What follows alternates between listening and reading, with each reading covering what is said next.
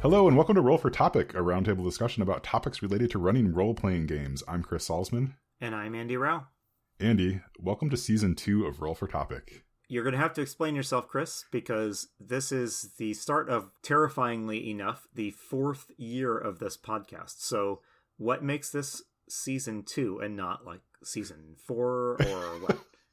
Yeah, well, I mean, if we were more organized, it probably would be Season 4. Right, we had the mid-season break with the summer of experiments and stuff like that. But yes, so we are going to call this Season 2 because we are getting rid of the table of topics. Well, we're redoing the table of topics. I hope everyone was like near a fainting couch there and yeah, had someone with some smelling salts on hand to revive them. Yeah, I should have given you more of a warning that there was a big thing about to drop. Yeah, so when I say getting rid of, what I'm saying is we're just tweaking it a little bit. So the table of topics has traditionally, so this is your very first episode you've ever listened to. Well, welcome. We're glad to have you. Welcome to Season 2. But yeah, so the D10 table of topics was very oriented around like questions about like how to do GMing the best way, or different ways to approach running a tabletop game. What we're doing now with the D10 table is we're going to change this into something that's more of like a design challenges idea instead. And so you'll get to hear those as we roll on that table, or you can just, I guess, go to the website too if you want to see what the table is. It's always available.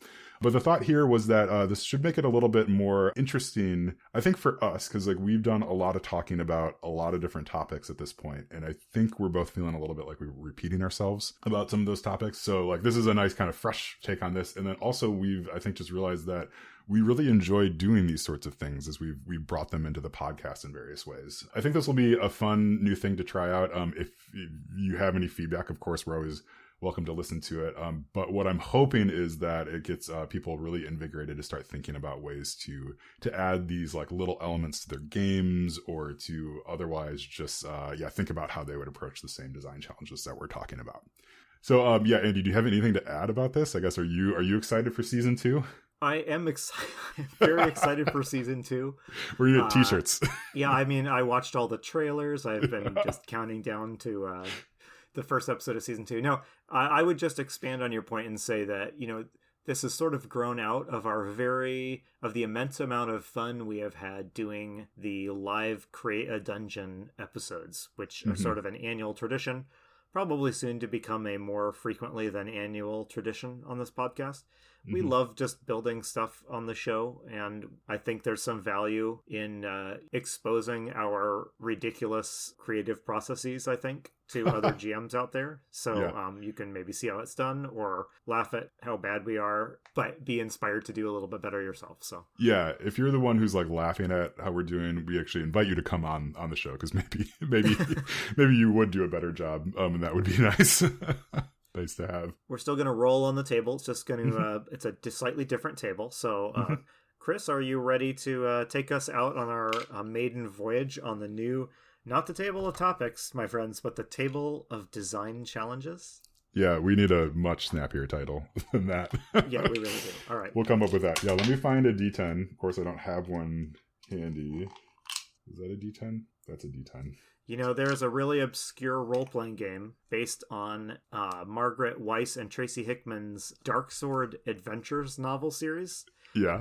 They're the authors of Dragonlance, but they've done some didn't catch on quite like Dragonlance series as well. Anyway, there's an obscure role-playing game that, anticipating that you might not have weird-shaped dice, has a complicated system for you and one other person to use your fingers to randomly determine a number between 1 and 10, or 0 and 10.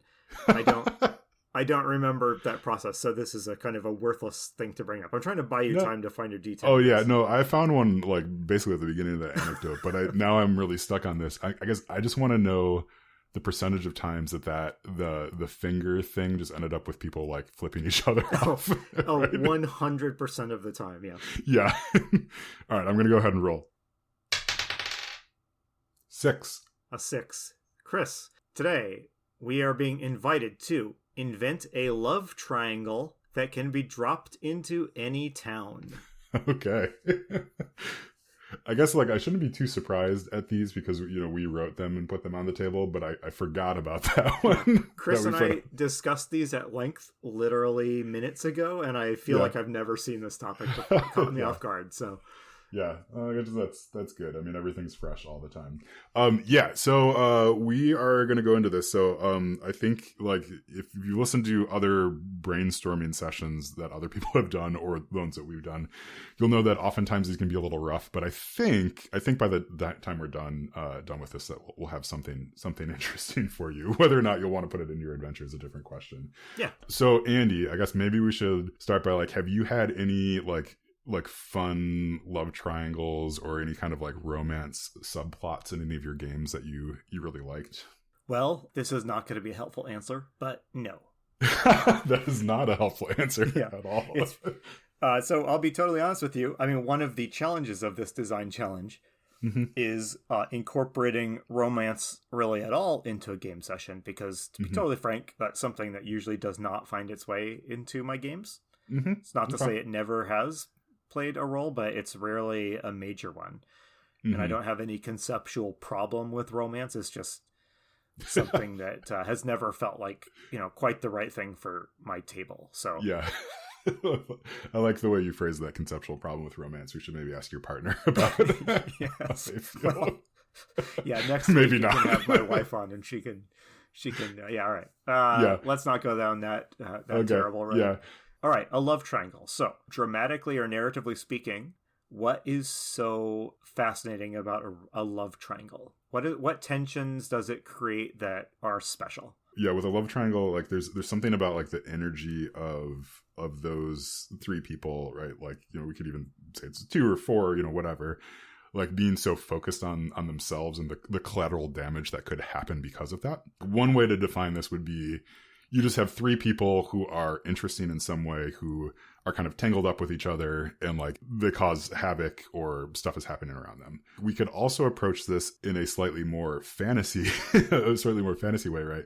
Like I guess it doesn't even necessarily have to be like 3 people, right? Like there could be 3 like magical objects that are entwined with each other, or maybe 2 people in one object. But I think like to me the interesting part about this is like how can you create this microcosm of like intense passionate feelings and stuff that can exist within kind of any other setting, but they're very focused on themselves and not outwardly. Do you imagine that a PC is an actor in this love triangle? Or is this a love triangle that the PCs like find themselves entangled in, like as just a complicating factor? I think maybe for this challenge we should decide that it's outside of the party, although maybe there's a hook to bring them into it too. Like maybe one of the people catches a PC's eye or something like that, and like invites them in on a date just to like spite one of the other people in the triangle or something like that. But I think the idea of this should be separate from the adventuring party. So I'm going to ask a couple of other grounding questions here. So why do the PCs care about this love triangle, right? That's like the obvious, because there's love triangles in every village the PCs go through. So why is this one important? Can we assume we're talking about a sort of D&D-ish fantasy setting, or would you like to do something different? Oh, that's a good question. Maybe let's stick with a fantasy setting of some sort. Fantasy setting, and maybe let's assume it's some sort of feudal government, right? Like a feudal town, like just so we have some parameters there. I think I think that's helpful, because otherwise, right, like if it's present day, like they can just go drive somewhere else, right? So it's like let's stick it to some sort of town, some sort of feudal, like that. Well, I mean, the most basic way to involve the PCs in a love triangle that they're not like members of is that they need something or depend on someone who's in the love triangle. So someone in a love triangle has the power to hurt the PCs or to help them or to get them closer to their goals. Yeah. Maybe the Duke is in a love triangle, Okay, yeah. Or maybe it's someone who does not hold, office, but who is just important for helping the PCs get what they want. What I'm thinking by default is that a member of the love triangle tries to use the PCs to edge out their rival in the love triangle or, something like that. Yeah, I'm almost wondering if there is a way to present a choice to the players in it. We're talking very vaguely. I think we'll start to hone in a little bit. Like, Yep. maybe there's some sort of central conflict there where the PCs want something, and like two of the people in this triangle could get them to that thing. It's up to the PCs to kind of decide who they're going to ally with and then how they're going to help them. I guess, like, let's take a step back. Are we looking for a situation in which the triangle can be resolved in some way, or like, is it really just like the PCs are going to try to get what they want and get out and then let that thing continue? Yeah, well, I mean, we're going to have to stop talking in generalities pretty soon in order for this to make any sense. But yeah. I don't know if I have an exact answer to that, Chris, but one thing you see in literature and movies that makes the love triangle like that more dramatic is that it creates competing obligations in the members of the love triangle, I guess. Mm-hmm. So, it could create a conflict between your responsibilities, like your responsibility to your duke or the mayor, because you work for the mayor, but you have a responsibility to yourself and the person you love because you love them. And when tension comes out of you being unable to meet both of those obligations. So is there a way to get the PCs in that vice of like, we owe person A something and we owe person B something, whether it's loyalty or whatever else, and we are not able to meet both of those obligations? Again, this is maybe a little too general to be useful, but I'm trying to work our way eventually to a good hook for something specific. Something that keeps coming to mind, and I don't know if this is a good idea or not, is notaries being really important in these sort of societies.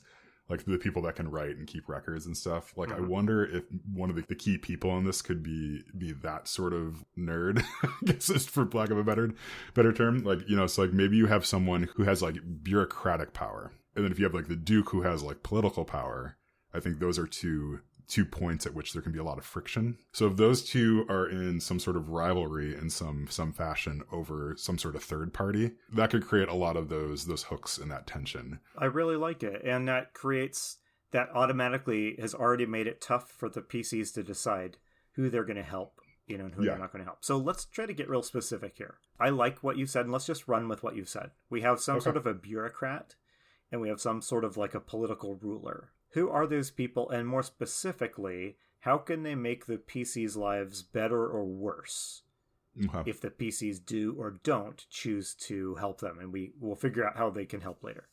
So let's start with the bureaucrat. So what can a bureaucrat in, let's say, a mid-sized fantasy town that the PCs have recently just rambled into, what can a bureaucrat do? So I think, like, my mind goes to like tax collector, captain of the guard. Yeah, I mean, someone who in a position to enforce laws that would find the PCs on the wrong side of those laws if they decided to really go by the book. Let's be real, like every adventuring party, like what they would go down for is taxes eventually. Like, right. No, none of them are. Let's do this. Let's do something. Let's do something with a tax collector. Or someone involved with tax collecting. So wherever this place is, right, like assumption of some sort of taxes, just to operate in this town, right? So like maybe that. Do you want to get like really specific? Like, could maybe that person have some sort of sway about like how much tax is charged? I guess like they're the ones who get to like decide like, hey, that cart full of goods that you're bringing in, like we're going to write that down as like a cart, or we're going to write that down as like there's 1,000 apples and 500 shields and like like that sort of thing. What if it was some sort of bureaucratic details about who owns the loot the PCs just brought in from like their last expedition? Oh, okay. So I mean, the loot the PCs found that got off of monster corpses was taken from people that owned it, right? So what if the PCs come in with bags full of jewels and gems that at one time belonged to some, family in town or something like that? And what if I like that? What if this bureaucrat had the power to, either just hand wave it away or to make the PCs account for all of that treasure and, return it and all that stuff? Okay. Yeah. So like, what would this be? Is there a official title for this that like I don't know about? Like, is this like a money exchanger or? I'm not really sure.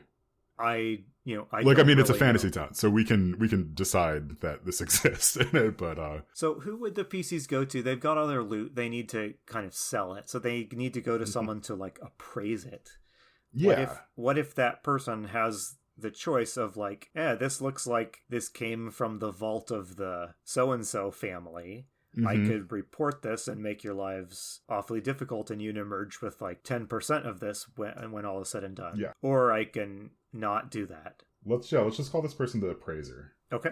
Their job is to basically keep track of like all the stuff in town, right? And like to get it to the right person and stuff. Yeah. So the party has just come back with all this stuff. They have to go to the appraiser to get it appraised, because like no one's gonna buy anything until the appraiser has seen it, right? Like this is their role in town. So the appraiser like has to inspect what's sold, bought and sold in town. And what is the love triangle that the appraiser is caught up in? Is it over a person? I think so. I think it's over a person, but we can figure that out in just a little bit, because I think I want to define the political person a bit too. That makes sense. Yeah. Okay. Okay. So I think if the political person, like, so if you do like the leader of the city, like, I'm wondering if there's too many levels of like separation between them, such that the Duke could just be like, no, just like throw him in dungeon. Like, I don't like, throw the appraiser in dungeon. So like maybe it's like the advisor to the Duke, or like someone a couple steps down who like has that political power. But so the appraiser can make the PC's lives difficult if he starts asking questions about all of the loot they've got. Who else can make the PC's lives difficult in a different way? So like the captain of the guard could, like, can't unilaterally like throw them in a dungeon forever, but he could make their lives hell if he wanted to. I agree with you. Making it like the king or something is a little bit, the scale of the story changes, and we don't want that right now. Let's go with Captain of the Guard. I actually like that. I was thinking along those lines too, because then, like, so Captain of the Guard, right? Like they're also going to know who's coming and going in town, just as a general thing. Like, so the appraiser knows because people are coming to him to like, what's the stuff you brought into here? You know, we need to set a price and stuff like that. Yep. Captain of the Guard is going to know who's coming and going, because they got to decide if it's safe for them to be there. Both those people could instantly shut you out of the town if they wanted to. Like the guard could kick you out. The appraiser could say your gold isn't good here. I really like that. And both of those roles would be incredibly interested in a party of adventurers that came through town. Yes, yeah. As part of their jobs, yeah. Can we get more specific? Can we give some names here and maybe even some personalities to these characters? Yeah, let's do that. If we can avoid gender on them, I think that might be nice. I don't want to be I think that would just be useful both for people who might want to use this sometime. Yeah, for sometime else, and I think will also help us to avoid a couple of like probably some obvious tropes that we might stumble into. Yeah, well, we can just call them the bureaucrat and the captain of the guard, as and people can, if you want to use this, just tailor it to your setting. Yeah. We can also keep it. Okay. So, what happened with the bureaucrat and the guard? I think they are both in love with the child of the Duke.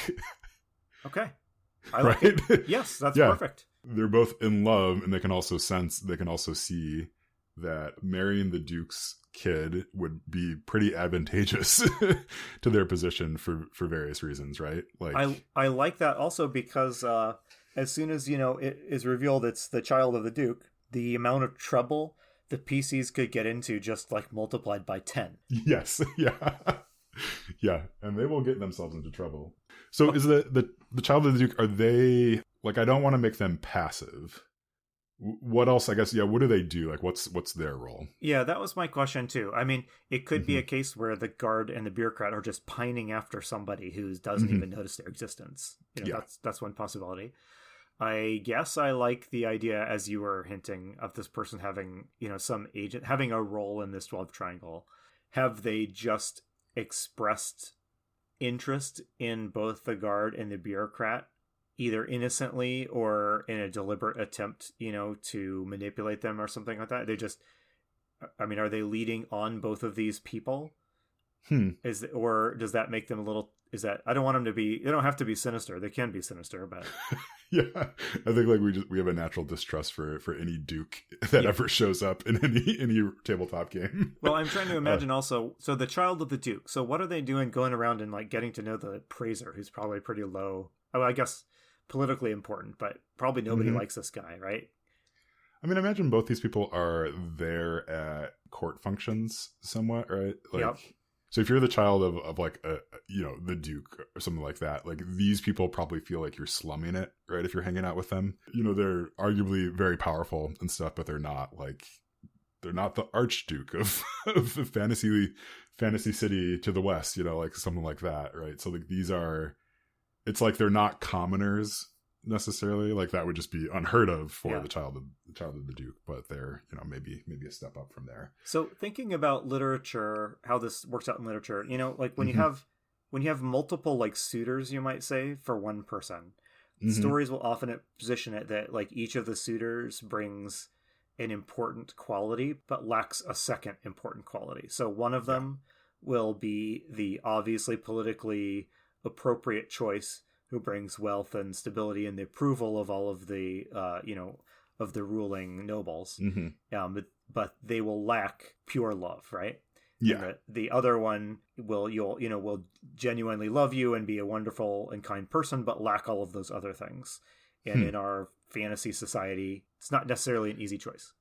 Okay. Is that, right, do we want to do that here or just something different? Yeah, maybe. Yeah, I think maybe we should start assigning some motives a little bit. So, okay, so out of the captain of the guard or this appraiser, what does your gut tell you? Like, who's the one that would have like the true love angle?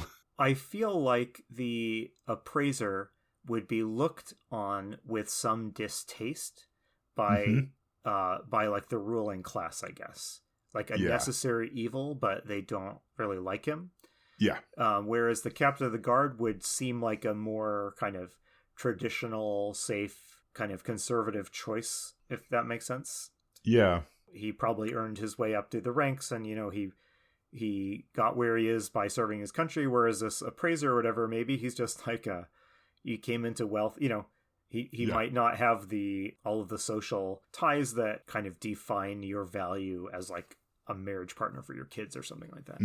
So what I'm thinking is like how hard do you want to lean into that? Because like that story you told me, that sounds right. It sounds like a Disney version of it, which is not necessarily bad. Well, then right? let's if this is sounding like the Disney version, then let's change it. Let's flip it then. So tell me something that wouldn't be in the Disney version of this. I think the thing that wouldn't be in the Disney version of this, well, okay, modern Disney is just all about like doing the opposite. The opposite while still also being pretty safe. That's right. We're like going to get into Inception territory, trying to like subvert Disney subversions. But go ahead. Yeah, right. Although I mean, we should set aside 40 minutes to talk about Encanto sometime. But next episode, next season. How's that? It's so good. Okay, so the captain of the guard. Like that seems like the traditional captain of the guard in all these stories would be like that, like tough, like tough sort of person. Like what if the captain of the guard is like a total sap, like is totally in love? Yep. I think that kind of makes sense to me. Like, and what if the captain of the guard is like not corrupt? Like like the captain of the guard is always corrupt. It feels like. So maybe we do that. And let's do it. Okay, and then the appraiser is... I mean, I don't think we want to make them, like, evil. So what if they're both not corrupt? What if it is not a case of one person is the obvious romantic choice and the other is, like, the sinister schemer? What if they're both pretty well-intentioned towards their love interest? I like that. And they're not jerks. Like, they're not total jerks. We're gonna... In a minute, we're gonna have to discover how they are a little bit jerky, but, like... Let's imagine that it's not like Prince Humperdinch versus Wesley, right? It's two people in between those two extremes. The child of the Duke, I'm coming back to this. I think they need something about them. What if this is the child that is not going to take over the dukedom or whatever when the Duke dies, right? Like this is like the second or third kid. Something like that. So like it sort of doesn't matter who they marry. It'd be nice if they married someone higher up, but like it's just not on the cards for whatever reason. So I kind of like that, but I also, on the flip side, I also kind of like the idea of however this winds up, the like Duke is enraged with the PC's meddling. Okay. Like so I don't want the Duke to not care. I don't want this to lack any consequence for the people involved. But Okay. Yeah, let's not make them the crown prince who's set to succeed the Duke and rule the whole kingdom. What is this? This is terrible. Like, what if it's yeah, like what if it? Yeah, so it's not the one, the crown prince or whatever, but like, it is the Duke's favorite. Like, I like that a child. lot. Yes, that's really good. So it's specifically, it is that like fourth child in succession, not going to get anything, probably going to get sent to a monastery, but the Duke loves them dearly, and they're the Duke's favorite. Yeah, and like super protective. Yes, that's perfect. This is Jasmine from Aladdin. Okay. Like that personality, like this child is like sneaking out all the time. Wants to get out. Dad loves me. That's great. Whatever. Like, but I got to get out of here. Like whenever I can. So like maybe that's how they meet up with these people. Yeah. So like, maybe the captain of the guard gets them out, and then they sell some like, trinkets and stuff to the praiser in order to have money to go go around in the city. So let's find that point of tension that pulls the PCs into this. Okay. So here's a question. What does each of these two people believe they need to do to win the heart and hand of their love interest? So let's start with the bureaucrat. What does the bureaucrat believe will be the key to winning this person's heart and getting their rival out of the picture? The praiser probably believes that if they can find the right artifact or like generate the most wealth, they can get the Duke's favor enough to ask for the child's hand. But maybe this is where maybe this is the hook for how do you drop this into your campaign, is like there is an artifact or a magical item or something like that this appraiser has been looking for that the party has. Okay. And the appraiser believes that this is the thing. This is the thing that will finally tip the scales, that the gift of this to the Duke will raise their esteem enough in order to ask for the child's hand in marriage. So the PCs have sauntered into town, and in their bag of loot is an artifact that caught the appraiser's eye for this purpose? Yeah. Is that what you're thinking? Okay. I think so, yeah. Do the PCs know what they've got, that they've got something special? That'll be up to the GM. I think it has to hurt the PCs to give it up a little bit. It's got to be the +3 sword you accidentally gave out like 7 sessions ago. Yes. Yeah. It's like, oh my goodness, this is the Duke's family heirloom sword. Like, you must give it to me. Like, okay. Yeah, this is a matter of true love. How dare you not give it to me? What does the guardsman want? The captain of the guard wants to not be the captain of the guard anymore. Maybe. Just thinking about ways to involve the PC. Is there like something the captain of the guard wants to have credit for doing that that they can't do without the PC's help? Oh yeah, totally. There's a dragon on the edge of town that's been terrorizing the town like subtly, and like the captain of the guard like can't can't see how they could possibly take this thing down. Okay. But if the PCs could help somehow, make it look like he's the one that killed the dragon. I like that. Yeah. Okay. Does that feel okay? I feel okay. That feels like that's good enough for. There's ways in which you could help either of them. You can probably decide a little bit which one you want to help. The child of the Duke, maybe they're the ones who come to you with this conundrum. Right. So like if we're looking for like, how do you get the PCs hooked into this? I think you can hook them in with, either through the captain of the guard, through the praiser. It might be more interesting if they run into the child at some point, and like the child tells about these like two people, like I love both of them. Like, I don't know how to choose between them. Right. So like maybe that's the way in which the PCs can help the child is helping them choose between these two. Is that too thin? Like, I feel like I don't have a good sense of like what the child is other than like a lovable scamp who escapes the castle now and then. So here's what I am feeling the lack of right now. There's no edge in this. There's like nothing bites yet. There's nothing in here that really puts the screws to the PCs. Like, so far we have some fairly sympathetic people who each want something that the PCs can like help them with that would fall under the normal realm of like kind of adventuring. Right? Yeah. So like, can we make this harder for the PCs? Harder for the PCs to ignore, or harder for the PCs in that like it really directly affects them what happens? Impossible to ignore. Like, how do the PCs get stuck in this thing? Because no one is going to be like, I'm going to wade into this love triangle and try and solve it because right? So how did the PCs get stuck in this stupid problem? So here's the thing. did the PCs give that artifact to the appraiser or sell it to him at a good price? And the guard comes to them enraged, saying, "You have just wrecked my whole life, and I'm holding you personally responsible. You've got to fix this by making the love triangle worse." You know, I'm trying to find a way that the PCs are like, "Oh my goodness, how did we get into this? And like, how do we possibly get out of this with our skins intact?" If the Captain of the Guard and the Praiser don't have the same way in which they're going to try to win the hand of the child, then I think you have a lot of conflict there. So like if they are both convinced that they just need to kill the dragon in order to get, you know, like kill the dragon, and the Praiser's approach is going to be like, I'm just going to get a bunch of magical stuff and go kill this dragon. I want your +3 sword. I want like every magical item you have. Like I'm going to go kill this thing. You know, and the Captain of the Guard is like, well, if we go and be heroic and kill it, like, you know, like in battle like that. Right. So then, you know, whoever you go with in order to kill this thing is going to be mad. Like the other person's going to be mad at you. What if this doesn't feel quite right yet, but I'm going to throw it out here. So what if the PCs are out fighting the dragon because that's what adventurers do? You go out and you fight the dragon that's menacing the town.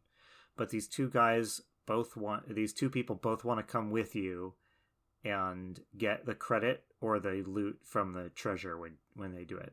Oh, so this all comes out of the, like, yeah, so you get the quest of some sort, to go kill a dragon, and then like on your way out out to go get it, you get approached by both of these so what if one of them's like, "Hey, I'm the Captain of the Guard, I'm a good swordsman, I'm coming along with you because this is my town and I gotta protect it."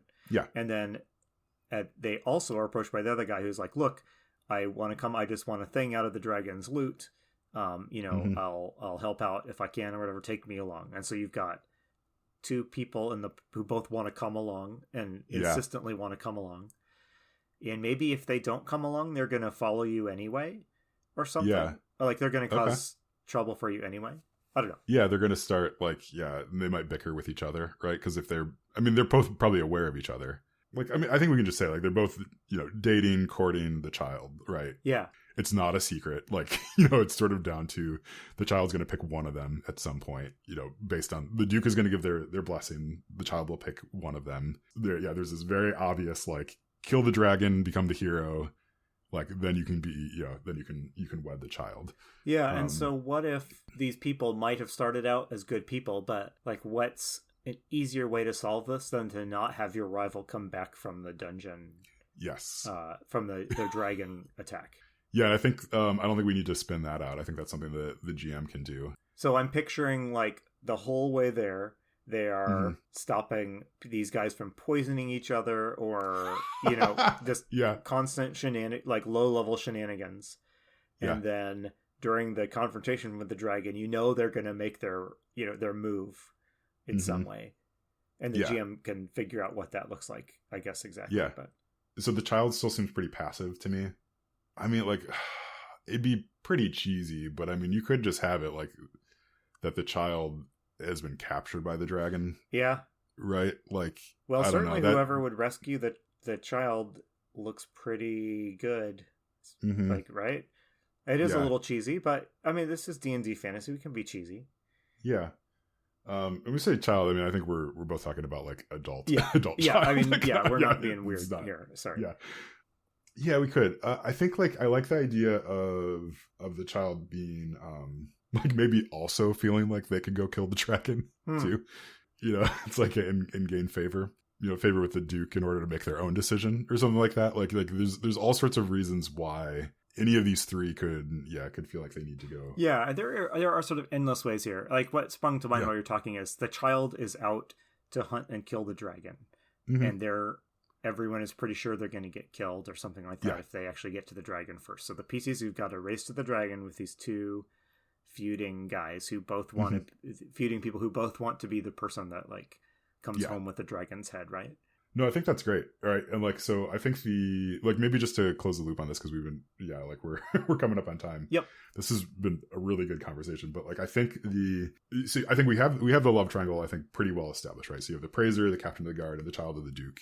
Child of the Duke is sort of in love with both of them, trying to make the decision between them. Like everybody's sort of in love, trying to figure out. There's rivalry between the captain and the Praiser. Maybe the child is even like, well, why don't you just get along? Right. So there's, I think then the additional hooks there, you have there's a threat. There's the dragon that's just sort of hanging out there that like could happen. I think the other way you might play this is with like maybe court intrigue, like the Duke is about to announce that the child is betrothed to someone that they've made, you know, right? Like, or they have announced, and they're like, the wedding's about to happen. And so the party is called upon to, you know, get the wedding canceled, you know, or, you know, make some sort of grand gesture. And then they have to decide between the two. Like, I think there's lots of different ways into this love triangle. They could also avoid it, but I think if they avoid it and it still sort of happens around, right? Like, it'll be, that also is kind of a nice flavor to the town as well. Whatever specifics the GM does,